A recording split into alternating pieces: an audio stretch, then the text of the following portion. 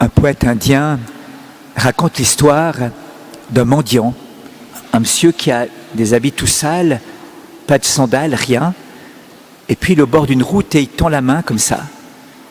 Et puis il n'y a personne qui passe, rien du tout. Il a juste un petit bol de riz, rien d'autre. Et puis il attend, désespérément, que quelqu'un veuille bien lui donner quelque chose. Et au bout d'un moment, il voit au loin un nuage de poussière qui se lève sur le chemin. Et il regarde, il dit, mais qu'est-ce qui se passe? Et puis il se dit, mais ne serait-ce pas le roi qui arrive sur ma route? Effectivement, le roi, avec toute sa garde royale et son magnifique carrosse et ses magnifiques chevaux, arrive devant le mendiant. Et le mendiant dit, c'est mon jour de chance. Là, le roi qui passe sur ma route, il va me combler de cadeaux, je vais devenir riche. Alors il se dit, comment je vais faire pour recevoir tout ce que le roi va me donner? Et puis, le roi s'arrête, le carrosse s'arrête devant le mendiant. La porte s'ouvre, le roi descend vers le mendiant, lui dit, bonjour monsieur. Le mendiant dit, bonjour sire. Et le roi lui dit, qu'as-tu à me donner? Et il dit, mais attendez, c'est vous le roi, c'est moi le mendiant, c'est vous qui lui donnez quelque chose. Et le roi le regarde et dit, qu'as-tu à me donner? Et le mendiant dit, mais regardez comme je suis habillé, regardez comme vous êtes habillé, regardez votre carrosse, votre richesse, regardez, moi j'ai rien, un petit bol de riz, c'est tout ce que j'ai. C'est vous qui me donnez quelque chose. Et le roi lui dit, je t'en supplie, donne-moi quelque chose. Et le mendiant, un peu déconcerté par ce jeu de roi, prend un grain de riz, le met dans la main du roi et dit, voilà, c'est tout ce que je peux vous donner. Alors le roi regarde le grain de riz, ferme sa main, regarde le mendiant dans les yeux et lui dit, merci beaucoup. Et le mendiant dit, bon, si on fait l'échange en proportion, je vais recevoir pas mal d'or en échange pour un grain de riz. Et le roi lui dit, au revoir, remonte dans son carrosse et repart. Et le mendiant est là, il se dit, mais c'est quoi cette histoire de fou? C'est le roi qui me pique encore du riz, alors que c'est lui qui devrait me combler de bien, et je suis là et j'ai rien reçu. Alors il est un peu triste, vous comprenez, il pleure le soir, et puis il a faim, alors il décide de préparer son riz. Il fait cuire l'eau, et au moment où il va verser le bol de riz dans la casserole, il voit quelque chose briller. Il y avait un grain de riz en or dedans. C'est le grain de riz qu'il avait donné au roi.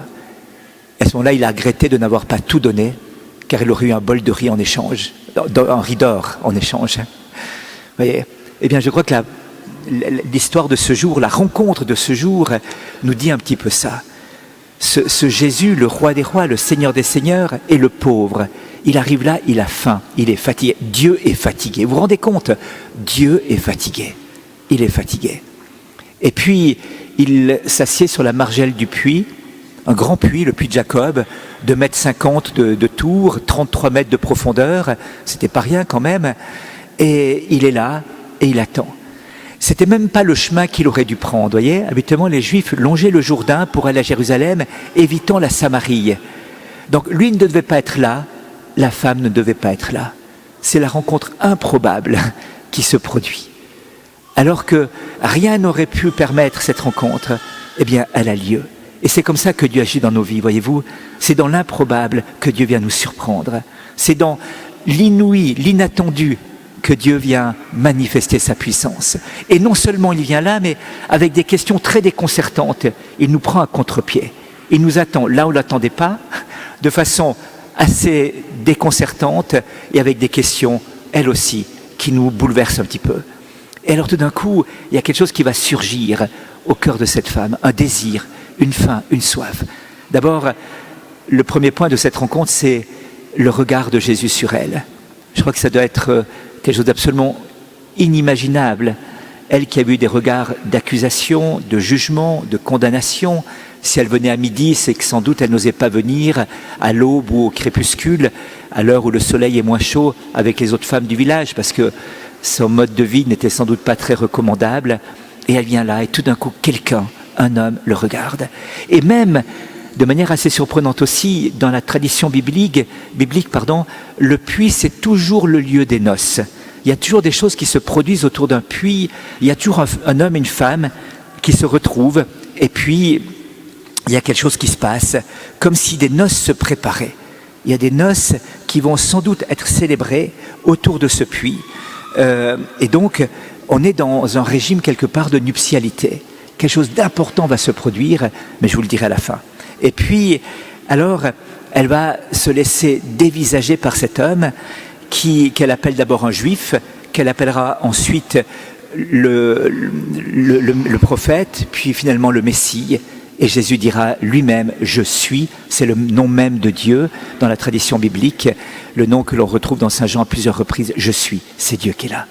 Alors il y a une sorte de progression, de découverte progressive qui naît de son désir du cœur. Qu'est-ce qu'elle veut? D'abord, elle veut de l'eau pour ne plus jamais avoir soif, d'une eau nouvelle que Dieu donne toujours dans son peuple. On l'a entendu dans le désert, Dieu donne cette eau qui jaillit du rocher. Et elle demande à la source même, à Jésus même, l'eau qui pourra combler son cœur. Et puis ensuite, deuxième question bouleversante de cette femme, mais comment on fait pour adorer? Où est-ce qu'on adore? Nous, on adore sur le mont Garizim des idoles.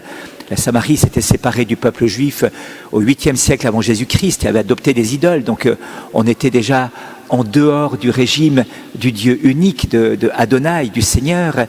Et alors, vous adorez à Jérusalem, la maison du temple, là où Dieu habite, là où Dieu a fait sa demeure au milieu de vous. Et c'est quoi maintenant l'adoration? Et l'adoration, désormais, elle sera en esprit, c'est-à-dire dans la puissance de l'Esprit Saint et en vérité. Vous voyez, le cœur s'ouvre.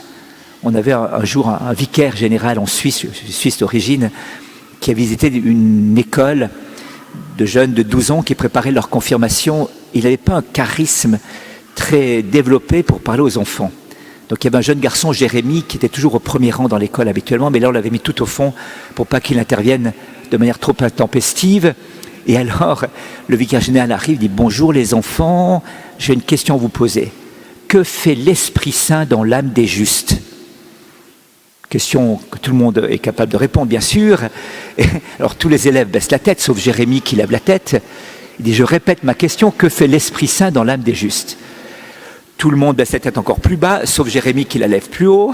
Alors du coup, il arrive à capter le regard de Jérémie et dit « Toi, tu t'appelles comment ?»« Jérémie, tu peux répondre à la question. »« Monsieur le curé, j'ai pas compris la question. » Alors il dit « Que fait l'Esprit Saint dans l'âme des justes ?»« Ben, monsieur le curé, l'Esprit Saint, il fait ce qu'il peut. » Ce qui était une très bonne réponse, vous savez. Il aimerait faire beaucoup l'Esprit Saint, mais il est un peu coincé. Voyez-vous, chez cette femme, il y avait le langage de l'amour qui brûlait son cœur.